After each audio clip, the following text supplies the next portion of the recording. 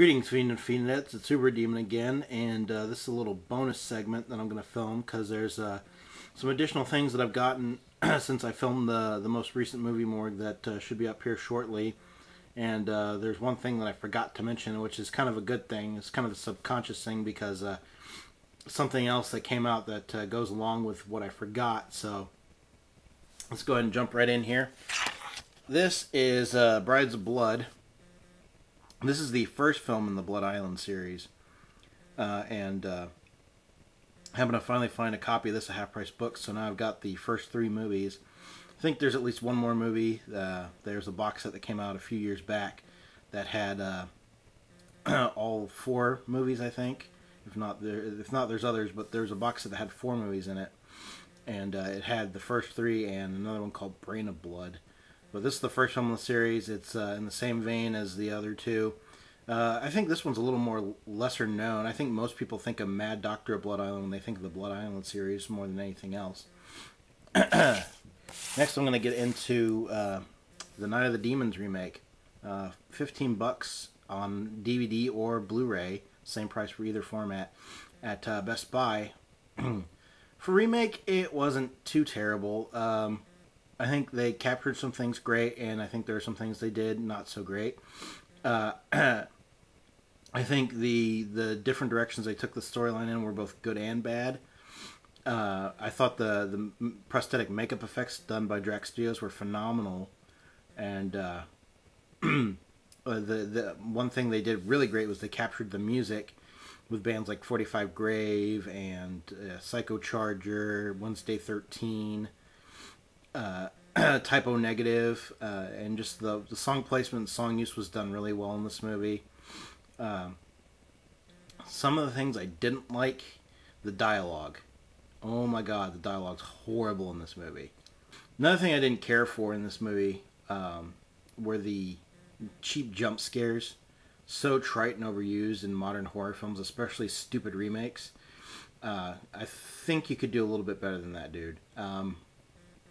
But overall, for remake, it wasn't bad. Again, the prosthetic makeups are what make this movie watchable. I think Edward Furlong gives a good performance. Shannon Elizabeth gives a cookie-cutter performance and cannot hold a candle to the original Angela from the original Night of the Demons. If you're curious and you kind of like the first one, I say check this one out and compare it. If you're a hardcore fan of the first one, you're probably not going to like this, and you probably are going to hate it. Actually, me, I'm kind of on the fence. There are things I like, things I didn't like. Overall, it's a remake. It's a substandard movie compared to the original, but it was just okay. It's watchable at the very least. It seemed a little weird. I'm going to jump back into this movie. There's a couple things I forgot to mention about this. The director, cheap jump scares aside, and corny dialogue aside, of course, I don't think the director wrote the dialogue, but still, the director is a horror fan. You can tell by the movie. There's tons of genre references throughout the film, from Return of the Living Dead to Evil Dead to Lucio Fulci's Zombie and Lucio Fulci's The Beyond. And let me talk about that for a second. These are very subtle. Most people probably won't catch these. And they're just so unnoticeable, and I think they did a really good job of that. The reason why I'm not going to harp on this movie as hard as I probably should, big Fulci brownie points, and here's why. One of the prosthetic makeups is a slight reference to Lucio Fulci's Zombie, but even more obscure than that. In the movie Lucio Fulci's The Beyond, it takes place in Louisiana, in New Orleans, Louisiana. Same place that this movie takes place. The remake takes place in New Orleans, Louisiana, on Halloween. In Louisiana, especially in New Orleans, the city is below sea level.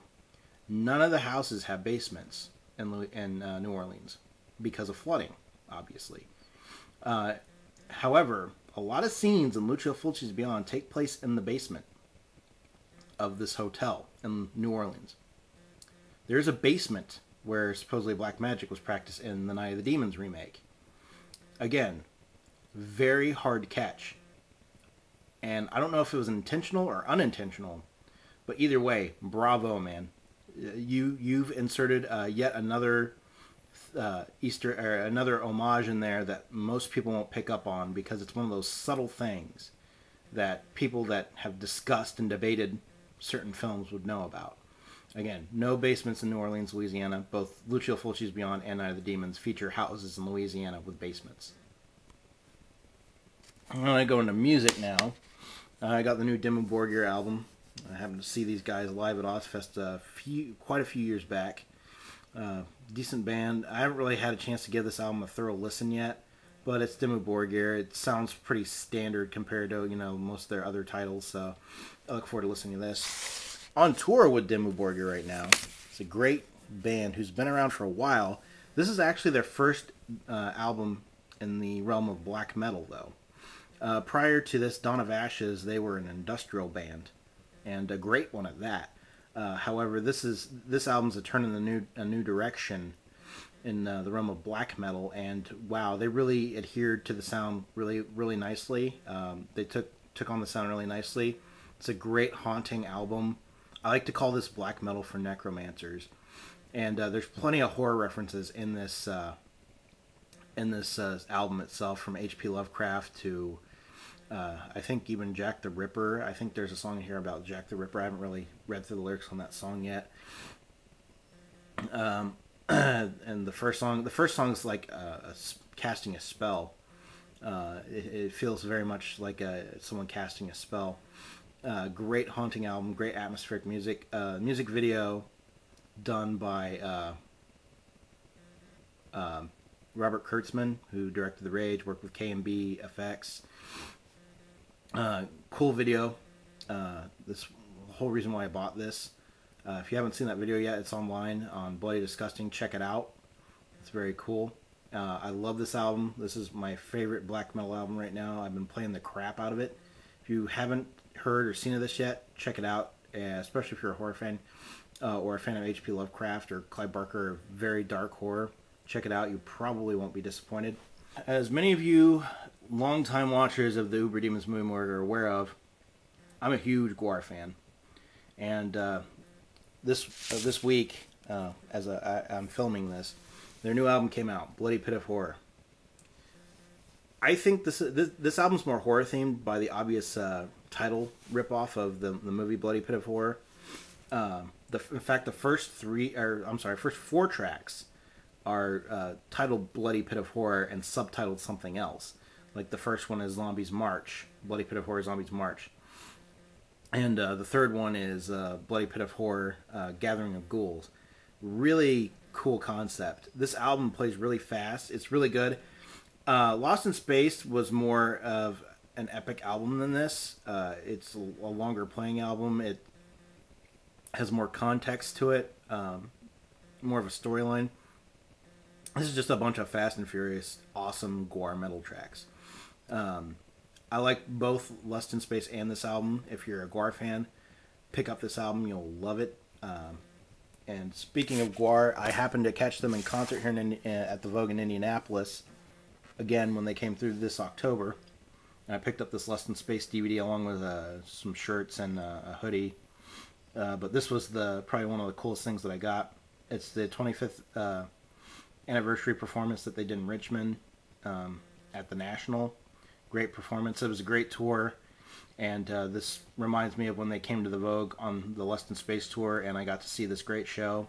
And now I can watch this DVD and relive that over and over again. It even includes the 10-minute behind the murder segment that they had before the show on that tour.